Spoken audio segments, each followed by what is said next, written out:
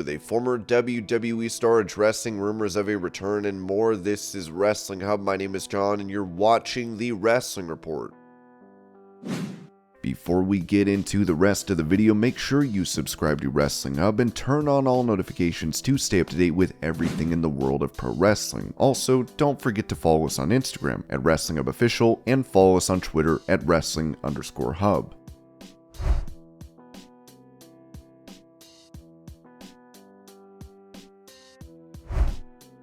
Giving his reason for leaving Twitter, WWE Hall of Famer Mick Foley said on his podcast, "It would be easy to blame the atmosphere on Twitter. That was part of it, but since day one, I had trouble using Twitter in moderation, so it's mostly on me. I struggled with it. I think a lot of people do. Then you get to where you're spending hours a day just looking at everything on there, and as it became progressively more divisive, I began to feel like I was swimming in a pool of turds. One turd, you can dodge that turd, right? You can still enjoy the crystal clear water. But at a certain point, when being on Twitter just becomes an exercise in dodging turds, it's time to get out of the water, and that's what I did."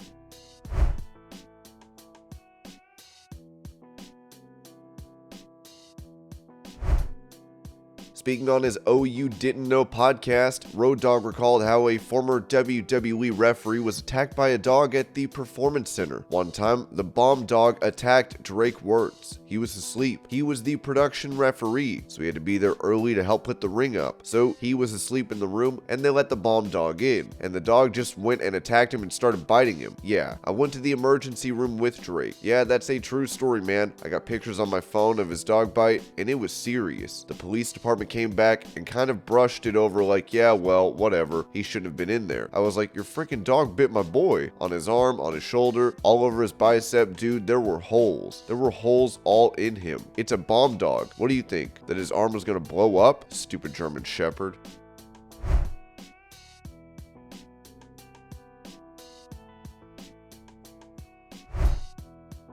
Following him announcing his departure from the NWA and his subsequent suspension from the promotion, Nick Aldis said this to Dr. Chris Featherstone about what he wants to do next. Free agency. That's it, dude. I know it's been suggested that there must be something else. Truthfully, I want to explore free agency. I just want to be free of a contract and a certain brand commitment, a sort of branding of any kind for a minute, and just see what comes next. It was just time to move on. That's all. I have businesses. I have a Legacy Sports Nutrition, and we have some other businesses that we're working on. As far as wrestling at this point, I feel like I can deliver wherever. I just love the business, and I feel like I can contribute to a pretty high level. But at the same time, if I'm going to spend time away from my son and I'm going to take bumps, I got to be feeling it. It's got to be something that I'm passionate about. I've got to be feeling it. I've got to feel like it's going somewhere.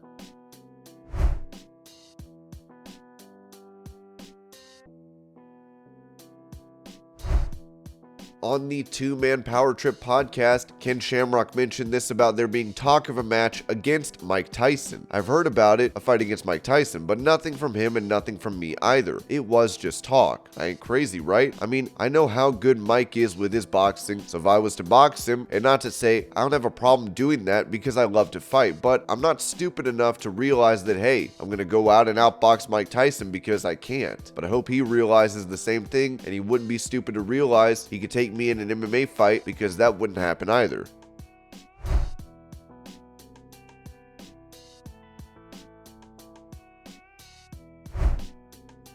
From one MMA legend to another, it seems former UFC Superfight champion Dan Severn is returning to pro wrestling for a match against Aaron Williams for the Cincy Wrestling Championship. As the promotion put out this statement, Severn is lacing up the boots after being retired down in Cincinnati and is fighting for a title he won there in 1995.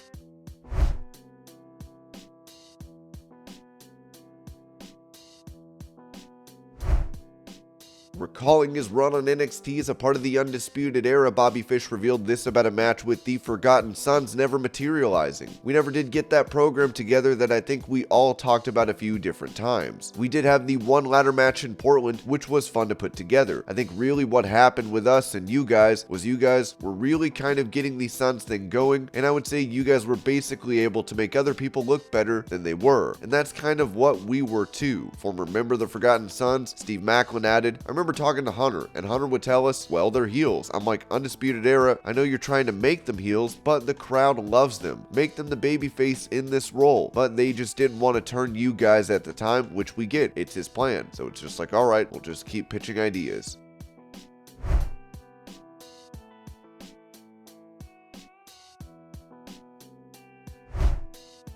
With Gallus, Axiom, and Dragunov all off of NXT television at the moment, Dave Meltzer gave a reason why on Wrestling Observer Radio. They're either injured, which actually is a code for getting their visas worked on in some cases, and suspended, which is also a code for getting their visas worked on.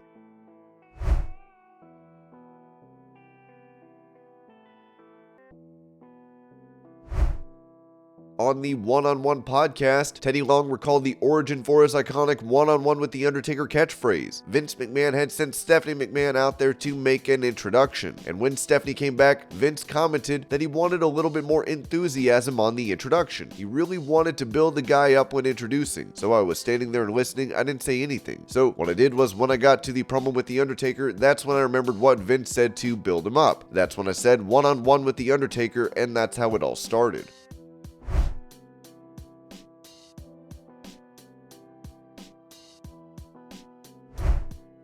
When asked about a crossover between WWE and AEW, Chris Jericho told Howie Mandel, so WWE for years had the monopoly on the sport, and so my boss is Tony Khan. He was always a lifelong wrestling fanatic and decided to start his own company. It's always great to have competition. So, I mean, obviously we're competition just by proxy, the fact that we're in wrestling, but we really don't look at it that way. They do what they do and we do what we do, and both are very successful. That's always kind of a wrestling fan's dream. It'd be like DC versus Marvel. It's probably not going to happen. Now within our own little universes, we have crossovers with other companies in other countries, but WWE and AEW, no crossover.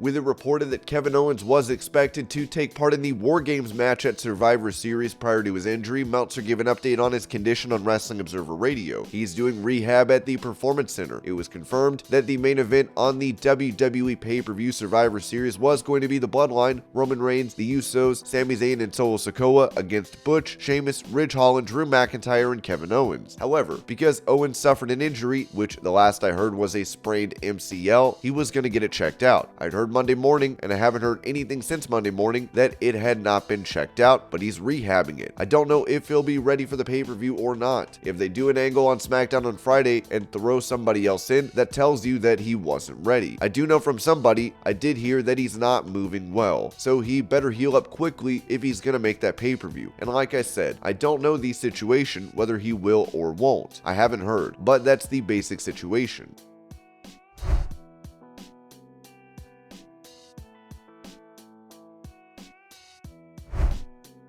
As many are wondering when she will return to in-ring action for WWE, Charlotte Flair has potentially teased a comeback with a gym photo drop.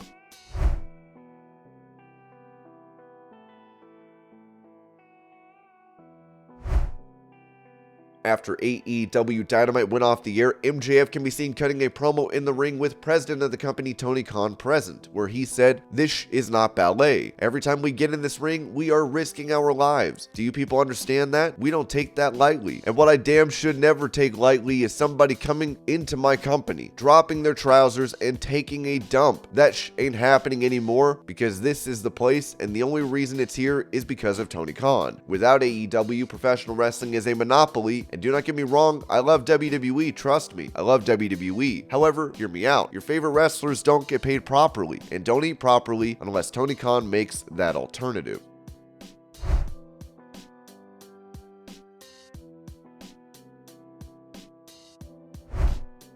During an interview with Inside the Ropes, Tony Khan had this to say about the recent signing of Saraya to AEW. "We were very interested to have her in AEW, and she was very optimistic she could get all the clearances and really gave me her word that she was going to be good to go. To me, I didn't want to push her. I thought it was going to be great to have Saraya in AEW. Look, if she'd come back and said, 'I want to be here, I'm not sure I can wrestle with my injuries,' I also would have said, 'This is still a great home for you.' I think we'd love to have a star like Saraya as a part of our wrestling company. company, a big wrestling star like you, even if you can't get in the ring. But I think it's worked out great. This is the ideal scenario. This kind of a great match. Plans have really fallen into place the last few months to have a big match at Full Gear this weekend like Dr. Britt Baker, DMD versus Saraya.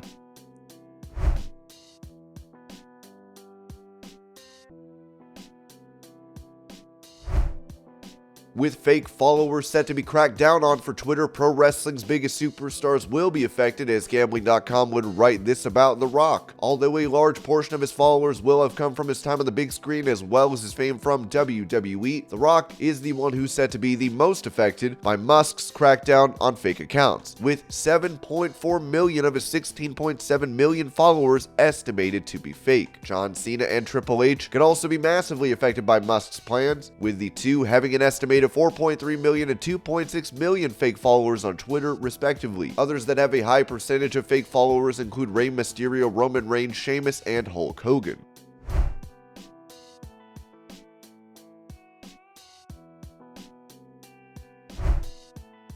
With many reported returns expected in WWE, it seems one duo won't be heading back to the promotion. As Ringside News wrote, we've been told that out of all the names going around about a possible WWE return, Enzo Amore and Big Cass's names have not been mentioned.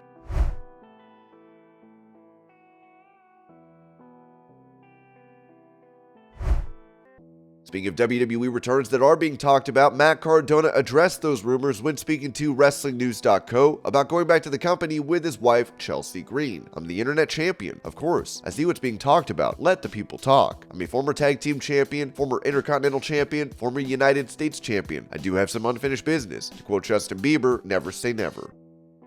And this was your pro wrestling news update. I hope you're all having a great day. Thank you so much for watching, and I'll see y'all later.